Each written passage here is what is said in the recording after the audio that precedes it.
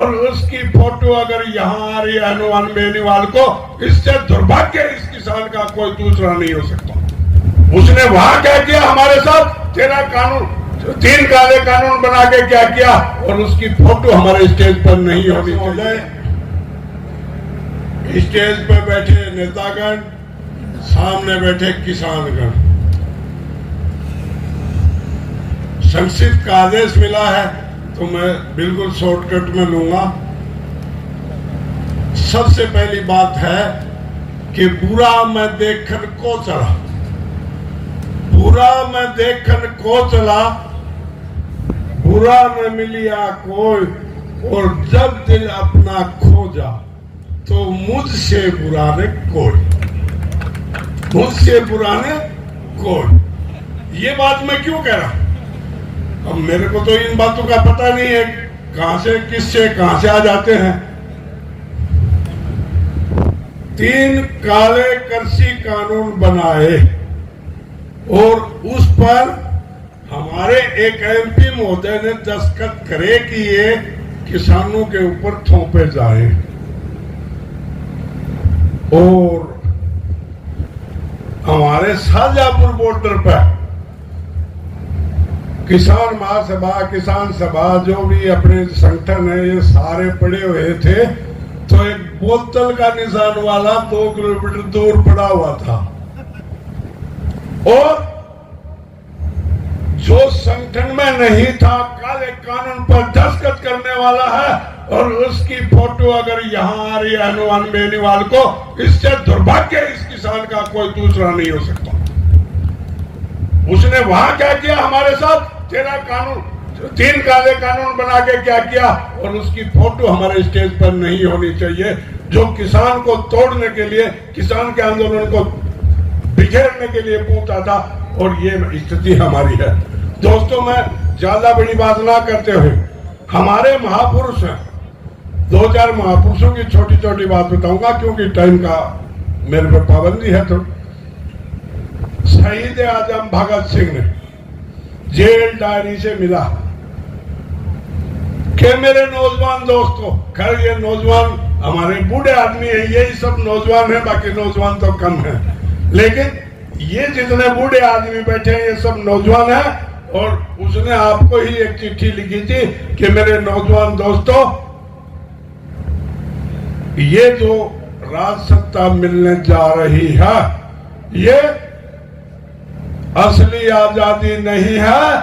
गोरे अंग्रेज की जगह काले अंग्रेज की सरकार आएगी, लूट भ्रष्टाचार गुंडागर्दी जारी रहेगी।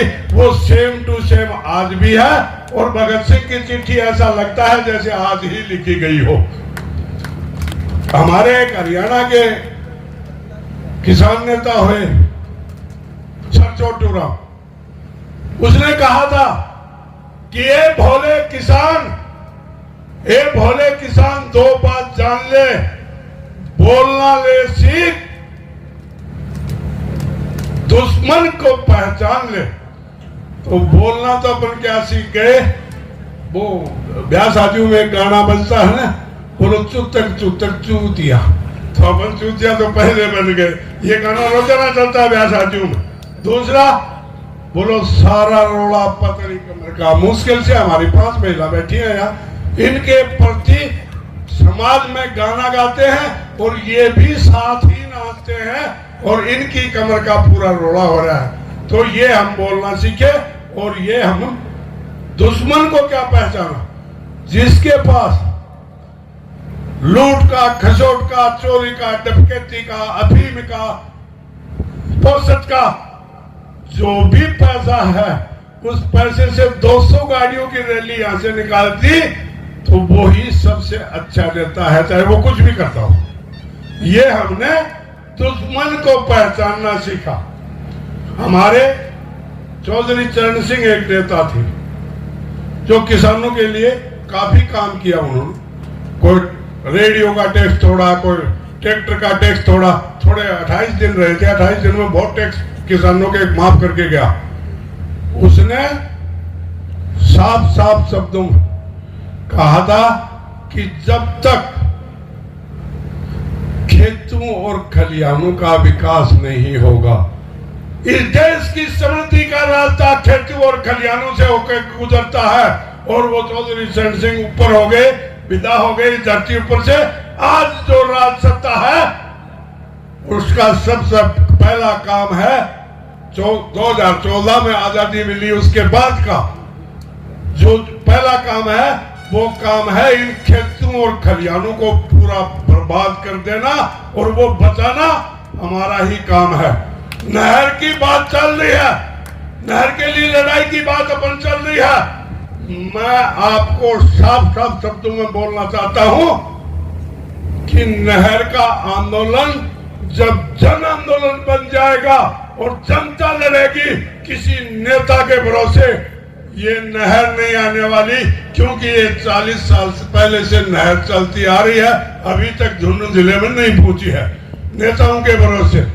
हमारी एक मैडम थी, वो पार्लियामेंट में कुछ बोलती नहीं थी, यहाँ के अखबारों में सुबह इतना बड़ा बड़ा छपवाती थी कि मैंने नहर के लिए ये बोला, कि नहर के लिए ये बोला। ये स्थिति हमारी रही है। तो नेताओं के भरोसे नहर नहीं आने वाली है, मेरा खुला मानना है, और जनता जिस दिन जन आंदोलन हो जाएगा उस दिन हो जाएगा। इसकी शुरुआत मैनपुर गाडोरे वाले इधर बैठे हैं, मेरे जहां तक ख्याल है, मैं खुले मन से, और इनसे उस टाइम पर भी बात हुई थी मेरी, मैं खुले मन से इस बात का समर्थन करता हूं कि इन 8 कामों ने चुनाव का बहिष्कार किया।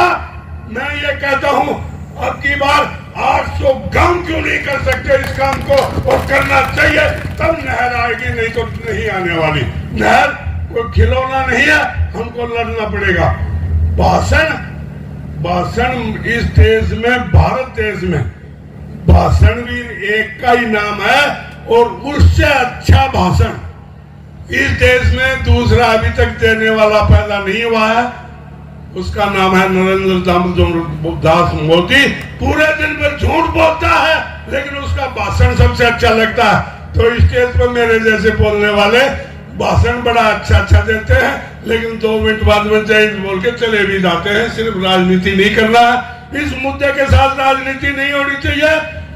और एक वक्ता ने बोला था, बोलो नरवरगढ़ भाई जाना जन्नत सदा जान की बाण।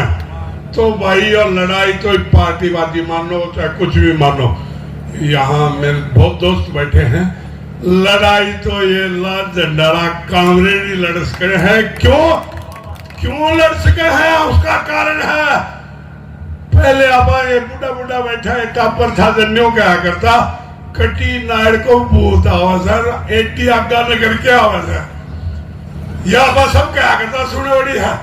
तो मैं तो यह कहूं कि हिंदुस्तान में कटी नाड़ का भूत कामरेडा का अलावा को नहीं, ये उल्टा पका चल रहे हैं, और यही लड़ाई ने आगे पहुंचा सके, या अपन एक चीज सोचनी ही पड़ेगी। अब लास्ट में 1 मिनट का टाइम लूंगा और ज्यादा नहीं लूंगा। 3 आदमी है इस भारत देश का विकास करते हैं, 3 आदमी है इस भारत देश का जो विकास करते हैं। पहला आदमी है 45 करोड़ मजदूर जो सुई से लेके हवाई जहाज तक बनाता है। दूसरा आदमी है किसान जो 80 करोड़ इस देश में धरती को चीर के अन्न पैदा करके पूरे देश का पेट भरते हैं। और इन दोनों का बेटा है जवान जो हमारे बॉर्डरों पर रक्षा करता है, पूरे कार्यालय चलाता है। ये सारा का सारा काम ये 3 लोग इस देश का विकास करते हैं, बाकी सारे के सारे विनाश में लगे हुए हैं। और जब तक ये तीनों एक होकर के और इन विनाशकारियों को धरती पर पटक के नहीं मारेंगे, तब तक मेरे विचार से इस देश में कोई इलाज नहीं है। इंकलाब जिंदाबाद।